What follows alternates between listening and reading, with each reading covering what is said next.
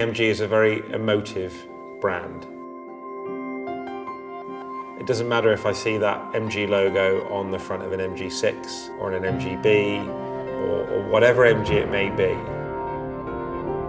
To me, it's a very emotional thing. I love the brand because it's an instant connection to my childhood. It reminds me of growing up surrounded by these cars.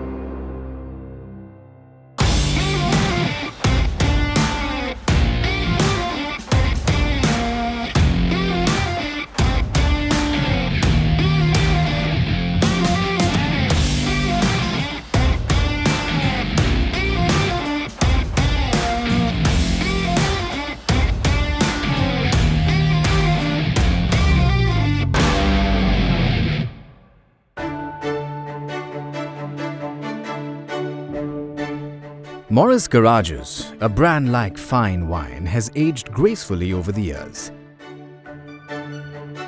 So much so that every generation's youth resonates with it for the same old values and traditions that the brand began with. Every person who owns an MG has a certain backstory to tell the world, an extremely rare oddity that one would only find with MG. My name is Charlotte Bowden. I am the owner of Frisky, the MGA, who used to belong to my grandfather. I inherited her last summer after he passed away. Frisky has a really interesting story. The number plate is FSK 302. So my granddad added a few letters in there and came up with the name Frisky. I think it kind of suits her because she's hot red and she's super fun to drive and she's pretty nuts. Imported from California in 1990 by her grandfather, Charlotte's MG MGA has always been an iconic car and a massive hit amongst the sports car enthusiasts across the world. Produced in Abingdon between 1955 to 1962, MG MGA was a major style breakthrough for the brand. She was imported from California by my grandfather, and a gentleman called Ron Gammons, who is an amateur race driver and who has a specialist MG garage, decided to take her on the Monte Carlo Challenge in 1991.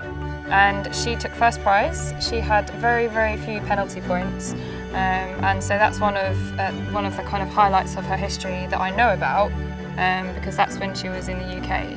After that, my granddad took on full ownership and then spent almost 30 years driving her around the UK, going through Europe, France, down to Cornwall in England, all those sorts of things. Years of history with the car and the love for her grandfather drew Charlotte even closer to Frisky.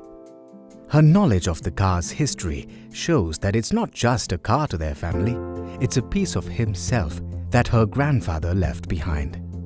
Yeah, I've got a lifetime's worth of memories as a passenger.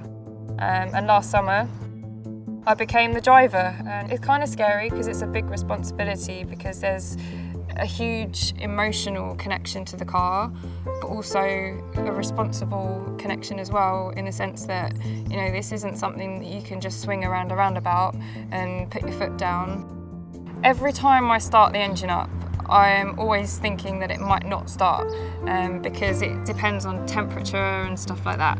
So every time you turn the key and she goes, I'm just like, yes. So the first thing I feel is relief that the engine's going. Charlotte's mother believes that the car was meant to be owned by Charlotte, since she was the only one who could understand her grandfather's love for car and also take the legacy to the future generations. My father had a love of cars at a very young age. On his passing, I was torn a little bit as to what to do with the car. But Charlotte has taken a very keen interest in the car, and I think he's passed that interest onto her, and she loves it. Oh, it's an old Safety Fast magazine, that one, isn't it? That's Frisky. Of course it is. Look, Monte Carlo on the front.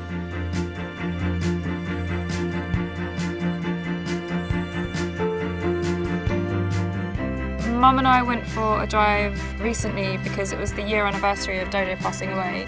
We thought it would be really fitting after a year anniversary of my grandfather passing away to take the car out and retrace some of the roads that he would have taken her on when he was alive. It's quite common for MGs to be passed from one generation to another. That was certainly the case in my family. And we've got lots of members throughout the club, people like Charlotte with her grandfather's MGA. We've come across dozens and dozens of people with stories that connect their MG to their family.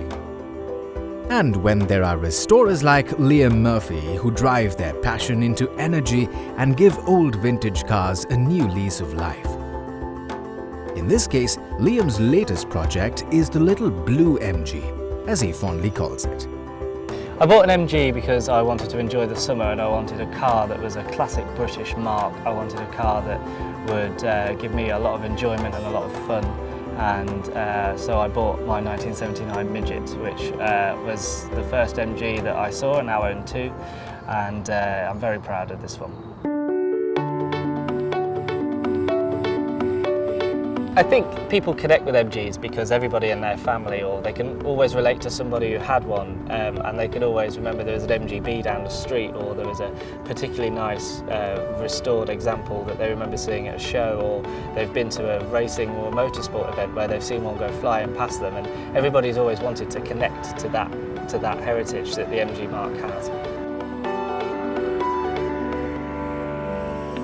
While some inherit their MGs, some are simply drawn to the brand's amazing history.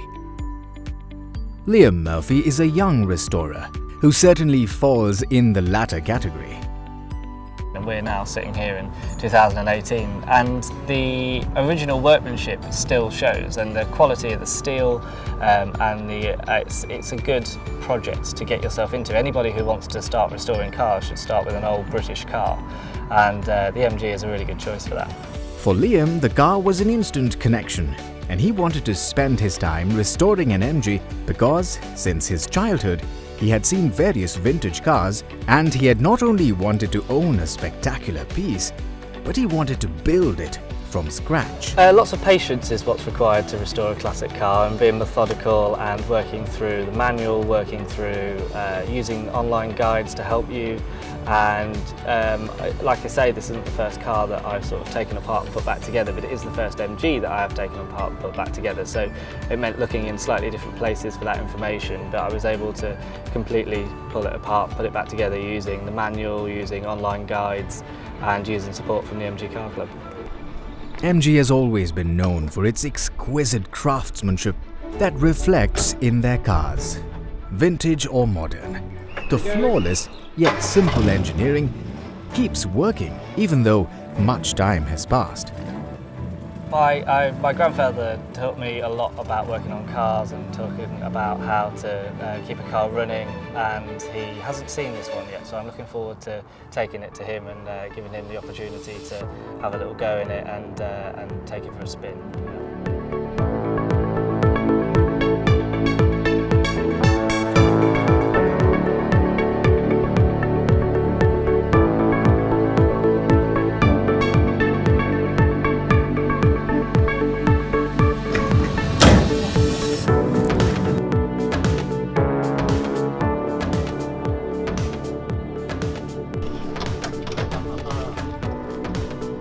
Changed a few bits. I've changed it, yes.